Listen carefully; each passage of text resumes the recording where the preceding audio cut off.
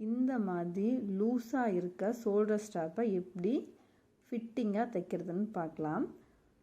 இது வந்து cotton fabric. குழந்தைங்க போடுற மேக்ஸிமம் துணியில் வந்து ஷோல்டர் வந்து லூஸாக தான் இருக்கும். இதில் அப் அண்ட் டவுனாகவும் இருக்குது. இது எப்படி நீட்டாக தைக்கிறதுன்னு பார்க்கலாம். ஃபஸ்ட்டு ஷோல்டர் வந்து கரெக்டாக எடுத்து சென்டரில் ஒரு தையல் போடுறேன். எக்ஸ்ட்ரா ஃபேப்ரிக்கில் எதுவும் விடலை. அந்த இடத்துல ஒரே ஒரு தையல் போட்டு டபுள் ஸ்டிச் போட்டு முடிச்சுக்கிறேன். ரைட் சைடு தான் போடுறேன், ராங் சைடு போடலை. ராங் சைடு வந்து நல்லா ஸ்மூத்தாக தான் இருக்கும், குழந்தைகளுக்கு வந்து உறுத்தாமல் இருக்கிறதுக்காக. அதுக்கு பக்கத்துலேயே ஒரு 1/4 இன்ச் போல் தள்ளி அந்த இடத்துல ஒரு தையல் போடுறேன்.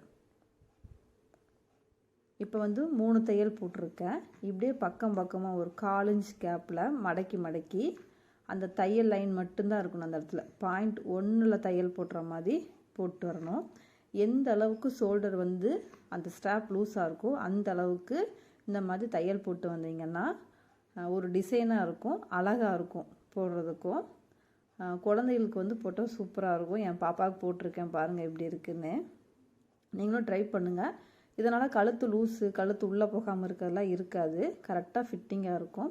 ஒரு விரல் மட்டும் உள்ளே போகிற மாதிரி லூஸாக வச்சுருக்கேன். நீங்களும் ட்ரை பண்ணி பாருங்கள்.